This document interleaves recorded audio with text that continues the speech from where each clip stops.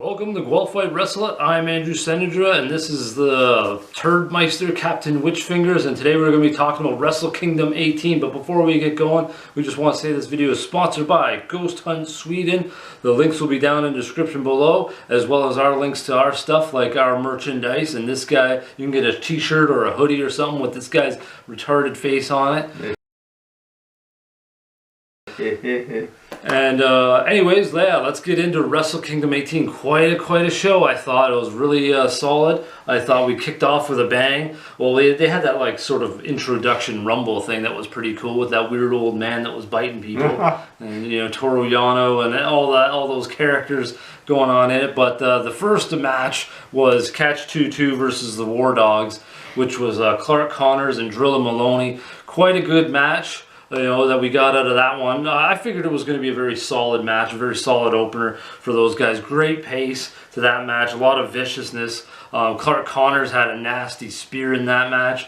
A lot of hard-hitting moments. Drilla Maloney is quite vicious with his Drilla Killer move and things like that. But it was a really good, smart way to open up the show, I think. Yeah, I love the entrance. Like TJP comes out, he is great. not dead. He comes back like some sort of undead zombie samurai.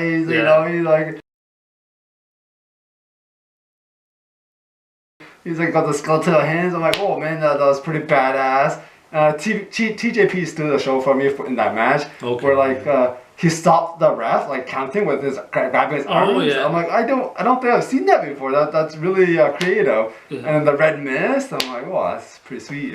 Yeah, I thought he was gonna take the mask off, but then he wrestled the whole match, and I was like, well, that must have been kind of difficult to kind of, because I don't think he's ever wrestled on a match, so that would have been brand new for him to kind of get, certain parts of the mask might be, affecting his view and things like that. So I was like, oh, this is pretty cool. I like this sort of storyline that they're telling in this match.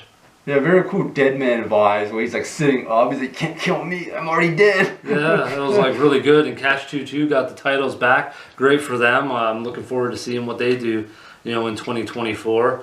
The next match was on our list. We got Mr. Tanahashi versus Zack Sabre Jr., the ace and the president of New Japan Pro Wrestling. That was a really solid match. I was actually kind of surprised by Tanahashi because, he's older and his knees are all gone. But he actually had some really good moments in the match. A lot of good grappling with Zack Sabre Jr. And just the way they flowed the match out, Zack was really dominating until he got sort of arrogant, thinking, oh, I'm going to handle this old dude. And then they made a few mistakes. I thought it kind of really helped, at least give Tanahashi a chance to do things, because Zack was acting cocky, and that's why he ended up losing, right? Yeah, and man, Zack Sabre Jr., that guy's so creative.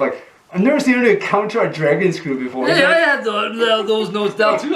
I'm like, he just unturned his leg. He's like, oh, you can't do dragon screws on me like That's that. That's what I was thinking. I was like, what kind of only Zack Sabre Jr. can fucking counter a dragon screw. This guy has a counter for everything. He's ridiculous. This guy's unsolvable. He's so confused. He's like, how do I counter that move? How do I counter that move? Yeah, the dude's just the way he was moving. There was this one point where I think the commentators were talking about every 6 seconds you move to another hold. If the guy doesn't submit in 6 seconds, that means it's not going to work, so you move to another one. Well, there was that moment they were talking about it, and they're counting, and Zack was moving to one thing, then he'd grab another limb to move him back, and then another one, and that, and just his fluid motion was he felt like he was teleporting, just the way he moves. He's just this flow that he has is absolutely ridiculous. He's just a goddamn wizard in there. That's why I find he makes submissions interesting. Usually, in the olden days, Michael will grab a headlock, hold them there for 30 minutes. But here, he'll grab something, and like you said, in 6 seconds, he'll change it. Well, that's what I mean about when we're talking about sort of meat and potatoes and the old school wrestling style. He just used a hammer lock. Oh, he just got the guy in the headlock for a while. Oh, and people are like, oh, why do you think that's boring? Well, because it is boring. See, Zack Sabre Jr. has made it entertaining. Yeah. He's made it like MMA when the guys are actually grappling and rolling around, going from submission and hold to hold, right? He makes it more realistic instead of a guy just going down to a headlock. He's not submitting, so let me crank another limb. Yeah, I just thought he really makes that stuff interesting and fun to watch, and is truly one of a kind type of guy. Then we're moving on to a match I was really looking forward to: Yota Tsuji versus Yuya Uemura. It's kind of a hard name to say, Uemura, but I was looking forward to that match. I thought, you know, I was really hoping for Yota Tsuji to win. I was glad he was able to get onto Wrestle Kingdom, and he just had, I think, a really solid match in my opinion. I don't mind Yuya. He's had some good stuff. He has some good moves, but I really felt like Yota, you know, carried the match. He had some big ass aerial moments. He had this huge electric chair drop that he had him up and just fucking almost flew him up. I thought like that would almost fling him and he'd land on his head almost. Very explosive moments from Yota Tsuji, I thought. Kind of like a home run. He just, you know, the pace of the match, his persona, his character throughout the whole thing was kind of like taunting Yuya to try to almost like level up, boy, I'm beating your ass. And that's kind of what ended up happening. I like how they didn't use like the typical templates, where, you know, you leap the frog and then he, you know, runs through the leapfrog. You know, he tries to leapfrog, you like spears him. He's like, nobody leapfrogs me. He's like, I tackle people mid-air kind of thing. You saw that too. I was like, I like when he does that. They try to leapfrog Yota Tsuji and he just like spears you instead. And it looks pretty rough too. He catches you pretty tough on that. And I don't know if you mentioned this earlier, but the electric chair drop. Yeah. But like, I saw him like pick him up against suplex. I don't know if it's the same move. And it like turns into like some sort of like a neck breaker type move. I don't know, the same one, but I'm like, whoa, that's really creative. I haven't quite seen that. Well, I don't think that was electric chair drop. No. Okay, yours is different then. Yeah. Okay, I like that move. Yeah, but unfortunately he lost, and I was really going for him. But you know, hopefully, like in the future with Yota Tsuji, I get to see him move on to greater, bigger, better things.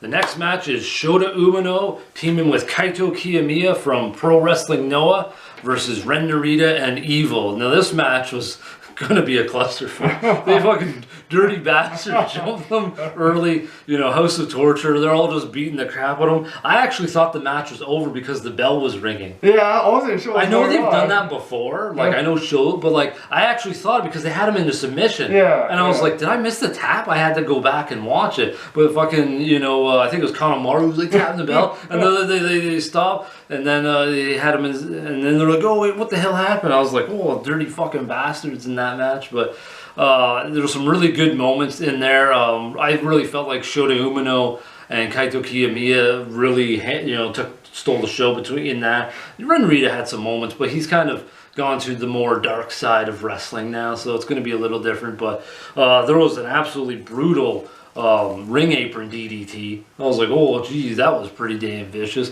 They like KO'd the bloody dude. But it was just it was a funny match the way it was done up. And House of Torture, God, those guys cheat so hard. They don't just cheat, but they cheat so hard. I swear it's like the biggest, you know, the cheating, you know, faction ever. Like, they do anything and everything. It's just absolutely outrageous. So one of that moment reminded me like a video game kind of thing, where like somebody gave like the ref like a Muay Thai plum. It's like you like grapple the ref. You're just like, I can't get out, you know. And then you behind the back, you beat up the other guy, super cheating on the ref's like stuck in his Muay Thai plum.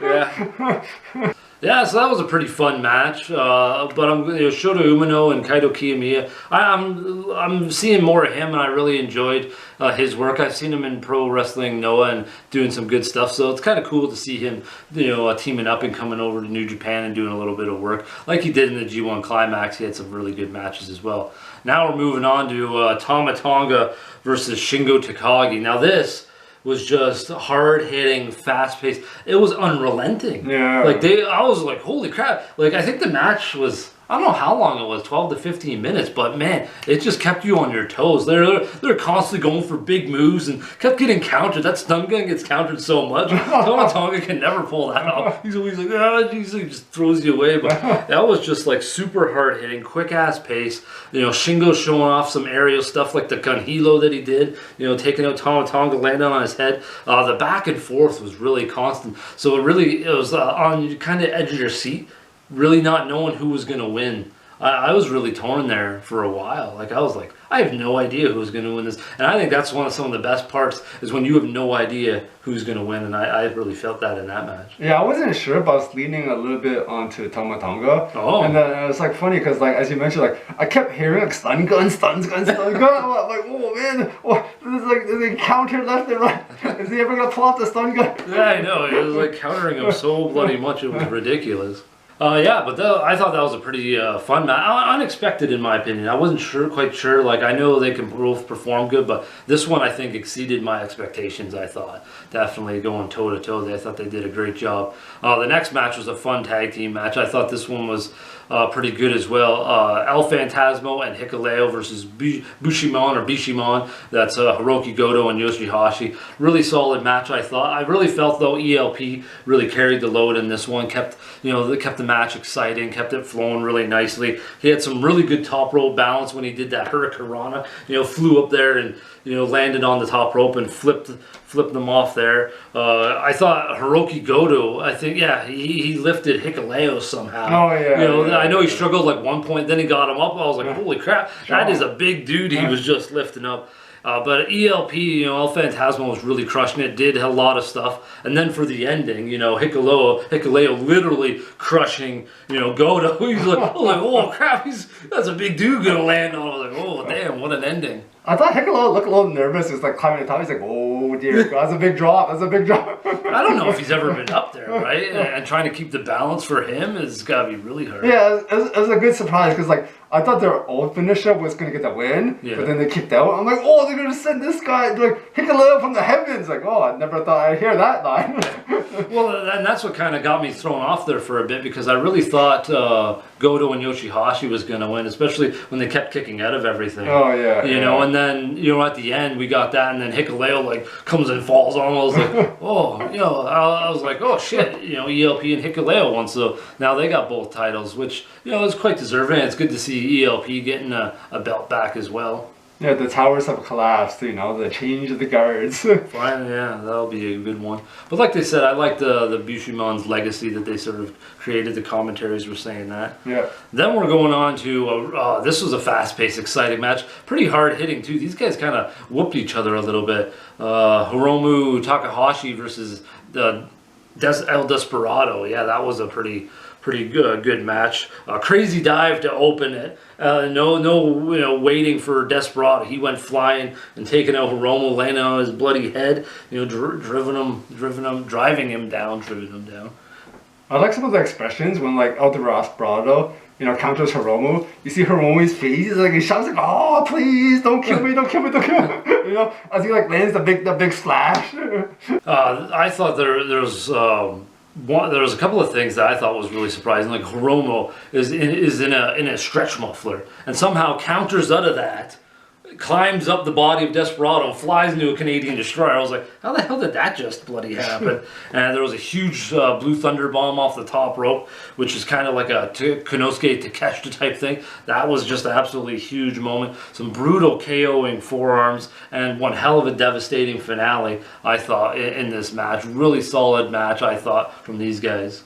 Yeah, the ending with the El Desperado's finisher, I was like, remind me of like that modified pedigree where Triple H, kills that one guy. He's lifting him up. Yeah, he lifts him up and then spins him and then plants him. I'm like, oh man, the guy dead. Yeah, he's done some really good stuff this year, and I was kind of again, this was another one I wasn't sure about. I was like, Takahashi, I'm always mixing the name, but he was, I was kind of leaning towards him, and then I was like, but Desperado's had a really good year, and that's another one. There's been a few of these on this one. I was kind of like really torn 50-50 almost. The next match is going to be my favorite match on the card. David Finlay versus Jon Moxley versus Will Ospreay for the global title.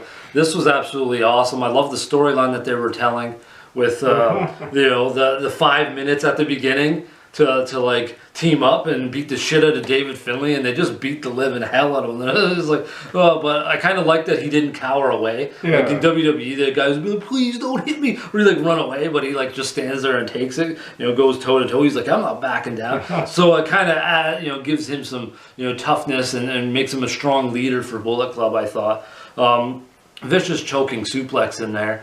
You know, that was pretty nasty. And it's funny because like when David Finlay like started fighting back and Mox disappears, of course he reappears bleeding. I was like thinking, oh, I bet you any money Mox is gone for, you know, he ran into the ring post, he's going to come back bleeding. And lo and behold, he comes back bleeding.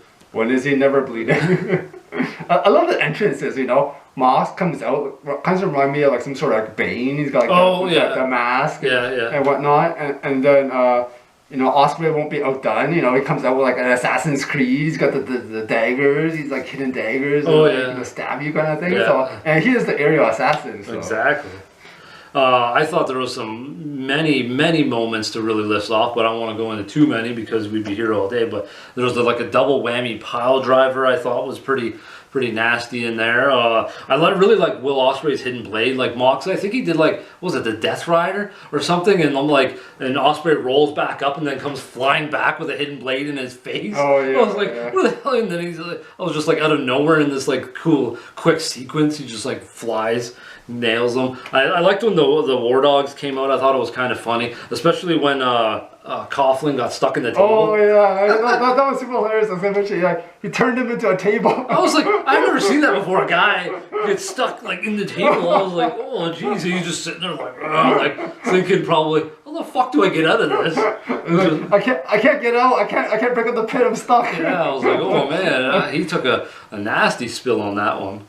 I found this was like a bit tricky to predict, but then I was kind of thinking maybe Finlay, because like he's like the underdog and he's asking the whole match. I'm like, well, maybe he might take it, and then it turns out they gave him the win at the end, kind of thing. Yeah, with the finisher frenzy, I called it, because like everybody was trying to do finishers on each other and landing all different types. I was like, oh yeah, like hidden blades flying out of nowhere, Moxley doing Death Riders, and then and David Finlay using well, I think he changed it to into Oblivion or whatever instead of Trash Panda.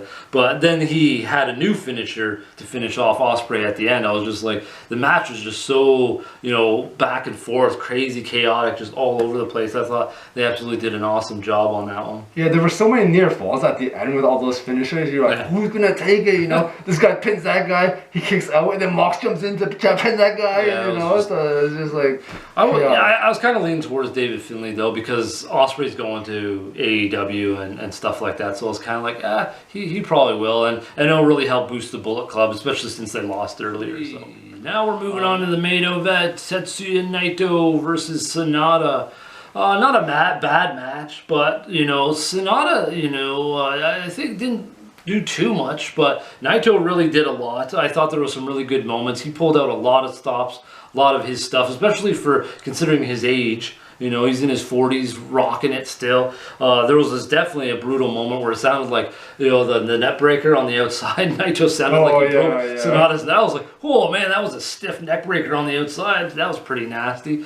But a lot of aerial stuff from Naito. He really put out a lot of stuff. The match did take a little bit to get going, I thought, as well. Yeah. But Naito really pulled out a lot of good moves and that, and Sennedra did a little bit. But, you know, he started kind of waning off this year. I figured this would be a long match, because usually when you start off slow, it's usually you're saving your endurance, because it's gonna be like a really long match. Yeah. But I love the Naito, like he does the arm drag, and then he puts his knee down, and then he like lands on his head on his knees. I'm like, oh. I was expecting, you know, arm drag, and then he's like, finish up. Yeah.